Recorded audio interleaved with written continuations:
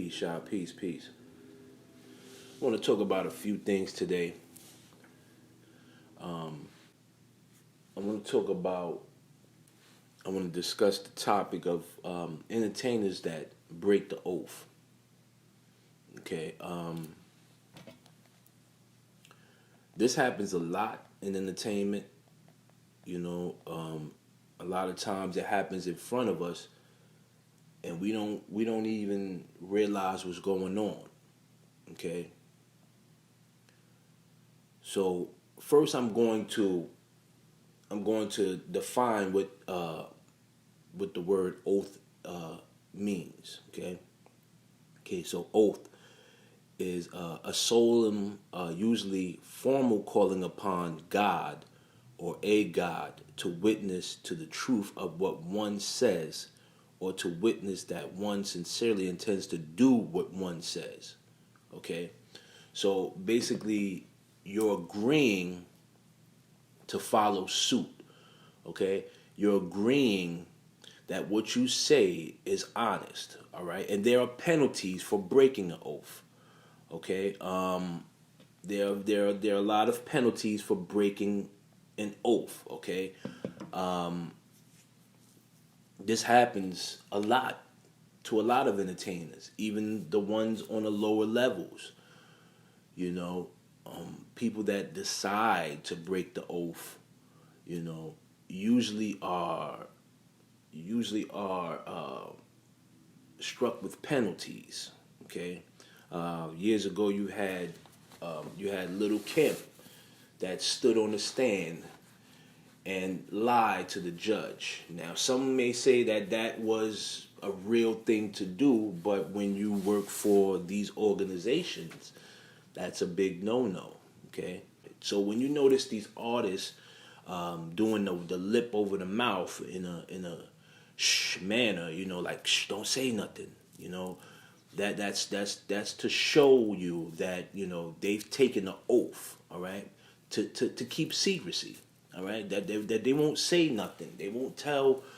They won't tell what goes on behind closed doors. It's to keep you blind. All right. A lot of people don't understand this. That you gotta get down with somebody to get in there. And people ask me this all the time. Yo, Jay, do you have to get down with an organization? No, you don't. You don't have to. So when these people realize what goes on, and they're a part of it at first, all right? They're a part of it at first, okay? And, after a while, they get tired. They get tired of misleading people. They get tired of waking up every day and feeling that void of unhappiness, okay? Because when you do these things,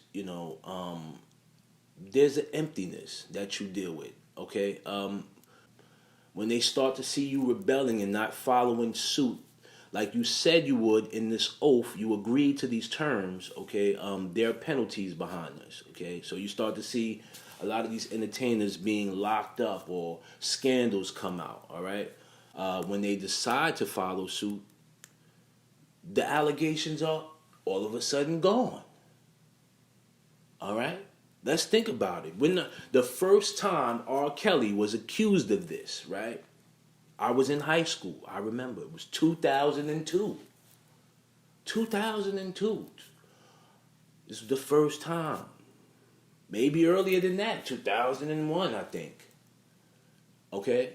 R. Kelly did not see a day in jail. I mean, that court case went on and went on. It went on. It went on for years. For years. R. Kelly is still doing music while the case is going on. He's making hit records, right? Nobody gave a damn that R. Kelly did what he did to that woman and saw him on camera. Nobody cared, right? The evidence is there, right? We make fun of these situations. That's because he got in line. That case was swept right under the rug. Okay? That case was swept right under the rug. All right? So you ask yourself, but why all of a sudden Almost 10 years later, now y'all want to come for R. Kelly and lock him up. R. Kelly is not following suit anymore. And he broke down in that interview with Gayle King. Okay? That was him. That was him saying, "I'm tired of this. All right, I'm tired of this." You gotta understand, these are normal people. Okay, whatever they do, whatever agreements that they do to get where they are, they're still normal people. All right, they're still normal. Um, you know, I'm gonna talk about something else also. Blackballing in the industry. Blackballing happens in everyday life, even employment, regular employment. Blackballing is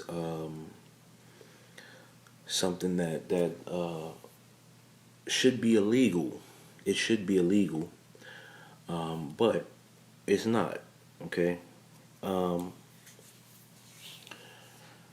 so basically, blackballing is when somebody in a higher position prevents someone else in a lower position from progressing, stopping this person financially. Um, but yeah, blackballing is something that's a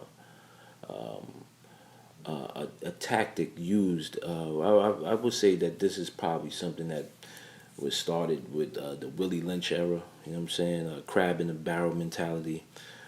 Keeping one individual down so that they don't progress above you or whatever.